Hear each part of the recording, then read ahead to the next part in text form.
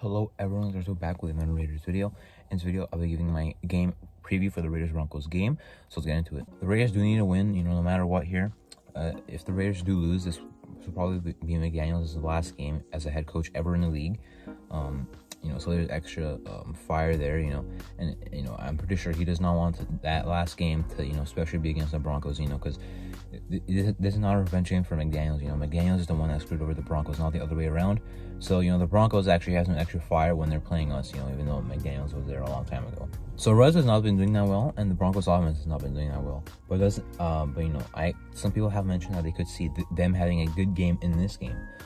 Just coming into their own in this game, finally finding their footing. With Wilson not much through the air so far this season. Even the Broncos, I'm not sure if they ran the ball well. I mean, Javonte Williams, I said in the offseason, is the player on the Broncos offense I'm scared of the most, and he hasn't really done that well. But him and Melvin Gordon are still a really good unit. Our defense has been playing solid, but not a full 4 quarters. Denver could, do some good things on us, which I will be worried about. Russ is pretty elusive in the pocket, so. But however, the Broncos O-line has not been good this season, and Russ has been getting sacked. So it'll be interesting to see what happens there. I mean, I already know Max Crosby will be going off, but what about Chandler Jones? What about the interior? Will Malcolm Kuntz play? What about, so I think we will get after him, at least with Crosby, but will we actually bring him down? I'm not sure, because he is a really good improviser in the pocket. But again, their O-line has not been doing good, worse than ours, without a doubt. And they also have like a, shaky right tackle. I think Billy Turner is still starting over there.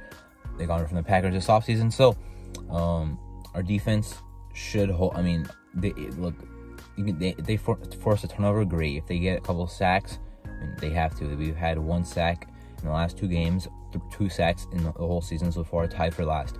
We have to get more pressure. We have to get more sacks. We've been getting pressure, but we need more sacks. But however, the most important thing is playing the full 4 quarters. And hopefully containing the run or pass. I think.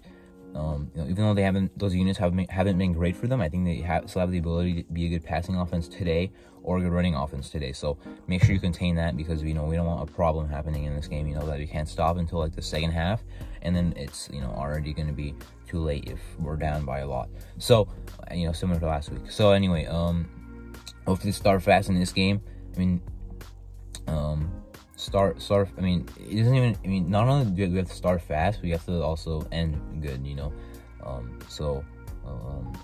the full 4 quarters we need. As for their defense, it's been really good. They have a lot of good pieces in the secondary. Justin Simmons will not be playing in this game. He was placed on IR a couple of weeks ago.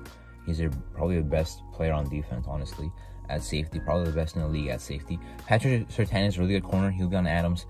I'm not sure how much we'll target Adams, but Surtain will be shadowing him the whole game, and he is a really good corner. Hopefully McDaniel stops the thing where he tells Carr to throw where to throw every play, because if you let Carr sit back and just throw it, I know Denver has a good secondary, but I think he can find Waller, Adams, Matt Collins, and just have a good game overall.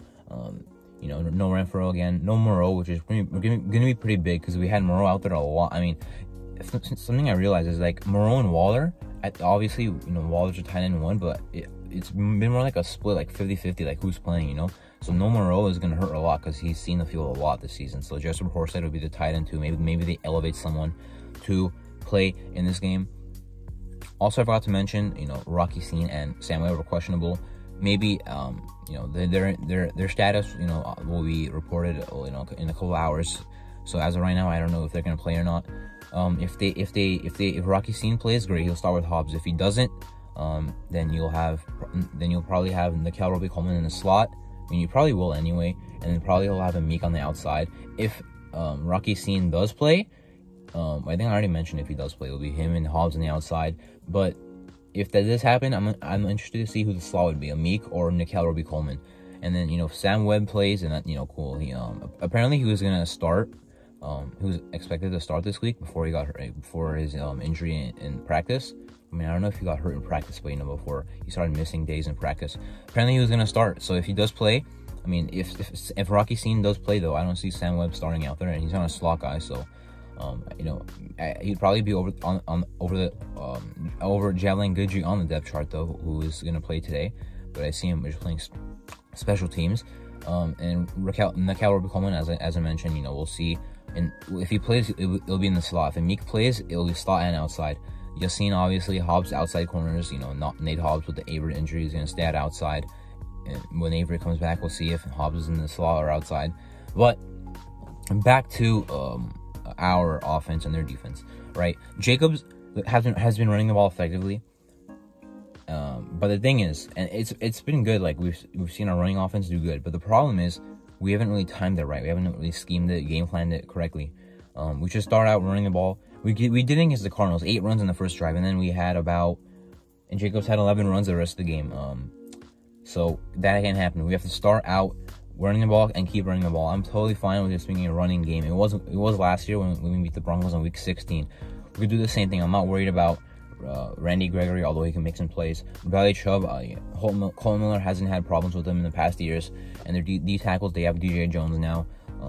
They have some RI pieces, but I'm not really worried about that. Their inside linebackers core is pretty not that good. I mean, Josie Jewell, if they still have him, I think they do. Baron Browning from Ohio State a year ago. Alex Singleton is like a tackle machine that's not very good in coverage. You know, their coverage has not really done good against tight ends this season. So it's gonna be a Waller game, a good Waller game to have a good game that he can have. So you know, I'm not, you know, if we get our pass game going, that would be pretty good, because I mean, I think we're going to be able to run the ball on this team. Will we be able to pass the ball? I'm not sure. But if we run the set up the pass, or just totally run the ball most of the game, I'll be fine with that. I think, you know, we can lead to the win. That can lead to the win. You know, if McDaniels is a good schemer, I think that's what he can do. Not really a good schemer, but like a good, you know, game planner. You know, if he's going to adjust, you know, from going to a passing game against the Titans, well, really passing the ball mostly in the first 3 games of the season, to a running game, you know, that would be good, because I think that's the best way to beat the Broncos defense right now. However, our pass protection has looked good, and I think they could look good against the Broncos. However, if Gregory's on the right side, I don't know if I see whoever's starting out there stopping it. You know, Andre James is probably going to be back this game, which is huge. He's going to be center. Dylan Parham starting, probably at right guard, maybe left guard. Looks like Alex Barnes will start at left guard. John Simpson is on the bench now. And they you know, the weird thing about this front office is that they've been so bipolar with the team. Matthias Farley started the season out on the practice squad. Isaiah Palomar on the active roster. Now they put Palomar on the practice squad and Matthias Farley on the active roster. I don't understand why. And then Jackson Barton, they made the 53-man roster. Alex Barnes made the practice squad. Now Jackson Barnes on the now Jackson Barnes cut completely. Maybe they'll bring him back on the practice squad. And Alex Barnes is now on the active roster permanently. So at least for the time being. So that's just, you know, something that didn't make sense to me. You know, this team thought Alex Barnes could not make the 53-man roster after preseason, yet week 3 he was our starter at left guard, and he's projected to start week after week again. So I don't understand that. However, Parham at right guard would be great.